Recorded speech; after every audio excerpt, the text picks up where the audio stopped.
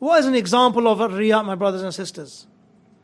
In the case of Hajj, or in the case of Umrah, or in the case of being in Makkah, one of the things is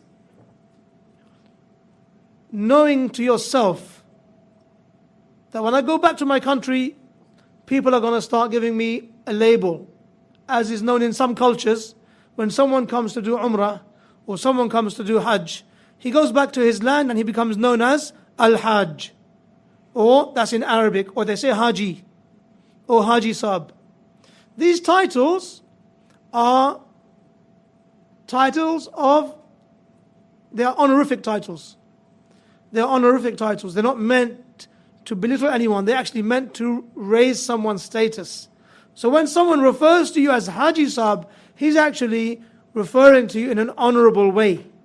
You are someone better than me. You have performed Hajj. In the past, my brothers and sisters, people would travel, they would set out on their journeys 3 and 4 months before the months of Hajj in order to reach in time to perform their travel.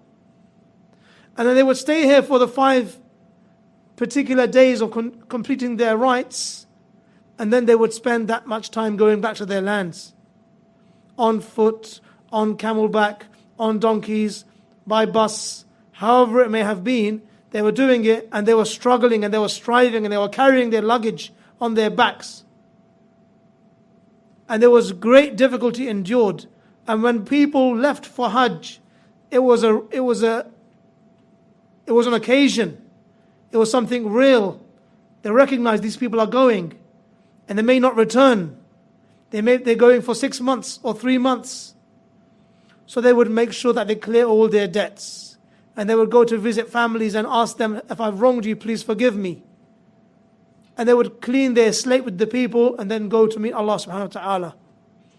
And if they returned, you can imagine the joy on the people's faces when they see these people returning from such an act of worship. So imagine you're coming back and you have this, your town, your village, recognizing you as the one who came from Hajj, one who deserves this title of Al-Hajj that not many people were able to do and fulfill. This is the test. This is where the evil creeps into the person's heart from the shaitan. Oh yeah, I am Al-Hajj. Oh yeah, I am better than them. Oh yes, I've done this act of worship. Other people weren't able to do it. Allah favored me over them. I'm better than them. So this is where Riyaa can even come into your act of worship later on. You're praying in the Masjid al-Haram, 100,000 rewards you get. So you wake up at 1 o'clock at night, 2 o'clock at night, and you say, SubhanAllah, it's a good time, let me go to the Haram and pray. So you go, and no one in your group knows. You did wudu, you went alone, everyone is sleeping, you did your salah, and you prayed, and you prayed, and you recited Quran, and the adhan for Fajr came, and you were still in the Haram. SubhanAllah. And nobody knew about you. But at breakfast, you start yawning. And then you may say to one of your friends, you know why I'm yawning, brother? Well, I was up all night in the Haram doing tawaf and praying from 2 o'clock in the morning. Initially, you did the act of worship purely for Allah's sake. You didn't seek anyone's reward. But if a person has not trained himself to deposit his actions for the hereafter, then he looks to withdraw. Now, in this world,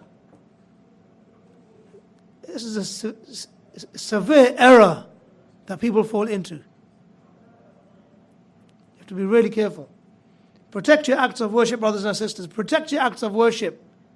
Somebody was in need, you gave them £10 as charity, £100 as charity, a masjid was requiring to be built, and you had savings, you gave £5,000. Nowadays we see messages going around. A sister came and gave £5,000 in charity for the masjid.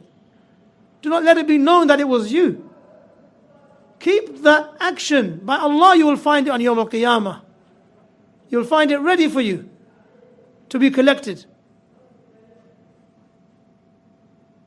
So this is one of the ways that people may fall into shirk without realizing. And Allah subhanahu wa ta'ala, He said, as in the Hadith Qudsi, which is when the Prophet ﷺ said, Allah Ta'ala said, and this is in Sahih Muslim from Abu Hurairah radiallahu anhu, that the Messenger ﷺ said, Allah Ta'ala said, أنا أغنى الشركاء عن الشرك من عمل عملا أشرك معي فيه غيري تركته وشركه.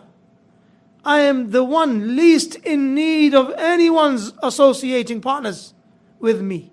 Whoever did an act of worship, joining somebody in that worship with me, I will abandon him and abandon his shirk. Your act of worship, which was once worship, will become abandoned. You went at Yawm al-Qiyamah hoping to find it, Allah rejected you and rejected the act of worship.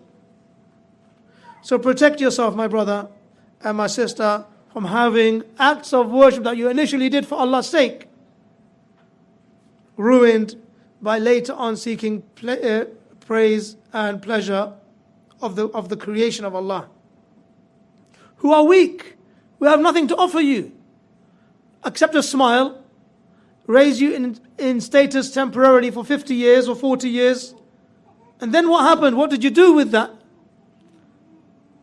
With that pleasure, with that temporary pleasure?